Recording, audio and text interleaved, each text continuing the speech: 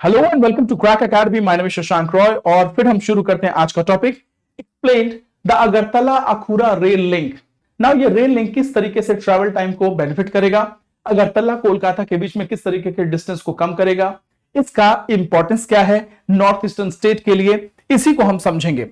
लेकिन इस आर्टिकल को समझने से पहले हम जरा समझते हैं कनेक्टिविटी इश्यूज। हम जरा कनेक्टिविटी इश्यूज को लेके चलते हैं। कनेक्टिविटी इश्यूज की अगर हम बात बोलें तो ये हमारा यूपीएससी के जीएस पेपर 3 में आएगा। जीएस पेपर 3 इंफ्रास्ट्रक्चर में आएगा ये हमारा कनेक्टिविटी। अगर हम कनेक्टिविटी की बात बोलें तो लीस्ट कनेक्टेड एरिया में हमारा नॉर्थ ईस्टर्न रीजन आता है।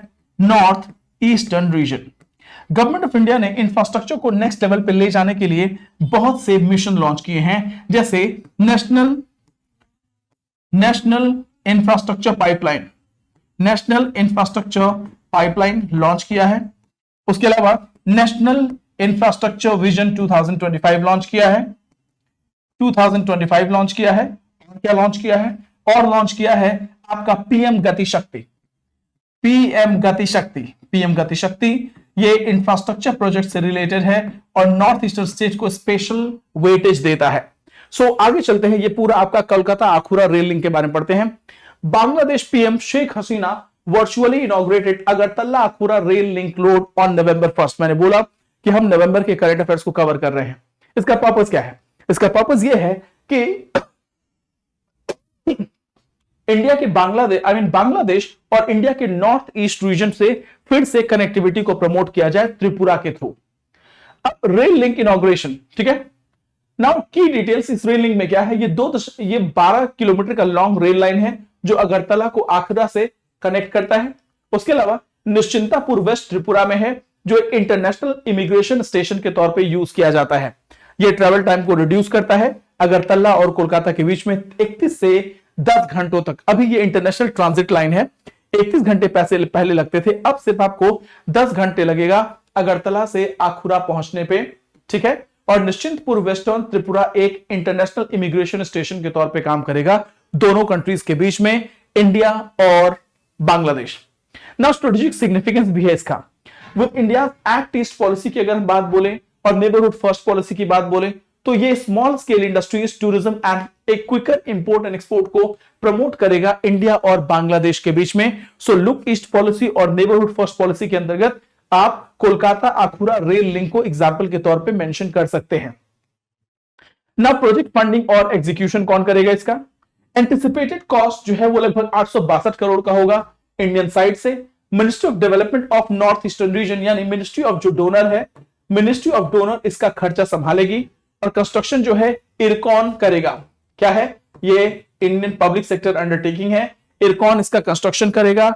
इंडिया की जो है मिनिस्ट्री ऑफ डोनर इसका फंडिंग करेगी 862 करोड़ रुपए और इंडिया ये एक पूरा का पूरा जो है जो फंडिंग करेगा, जो पूरी तरीके से बांग्लादेश और इंडिया के बीच में कनेक्शन एस्टैब्लिश करेगा, ट्रेड को प्रमोट करेगा, टूरिज्म को प्रमोट करेगा, ट्रांसपोर्टेशन को प्रमोट करेगा। नाउ ऑपरेशनल कनेक्टिविटी की बात बोले तो 5 ब्रॉड गेज कनेक्टिविटी रूट्स हैं जो कि वेस्ट बंगाल से बांग्लादेश के लिए कनेक्टेड हैं। आगे महिहासन रेलवे स्टेशन से असम में इसको शाहबाजपुर बांग्लादेश से जोड़ने की कोशिश की जा रही है। तो आइडिया यही है कि नॉर्थ ईस्ट को इंटीग्रेट करना है बांग्लादेश के साथ और बांग्लादेश को मेन लैंड के साथ भी कनेक्ट करना है। इसका बेनिफिट क्या होगा? इसका बेनिफिट यह है कि लगभग ट्रेड जो है 100 कार्गो ट्रेन मंथली चलेंगी। पैसेंजर में कोलकाता ढाका मैत्री एक्सप्रेस होगा, कोलकाता खुलना बंधन एक्सप्रेस होगा और न्यू जलपाईगुड़ी ढाका मेटी एक्सप्रेस, ये 3 एक्सप्रेस इस पूरे लाइन पे चलेंगी, इस लाइन से होके जाएंगी और कम से कम महीने में 100 कार्गो ट्रेन यहां से होके जाएंगी जो ट्रेड को, इकोनॉमिक एक्टिविटीज को और टूरिज्म को प्रमोट करेंगे, ठीक है। Now focus on rail link connectivities का पर्पस क्या है? पर्पस ये है कि रेल कॉर्पोरेशन की बात बोले तो कोविड-19 पैंडेमिक के टाइम में ये कॉर्पोरेशन इंटेंसिफाई हुआ for effective and environmental friendly cross border transportation.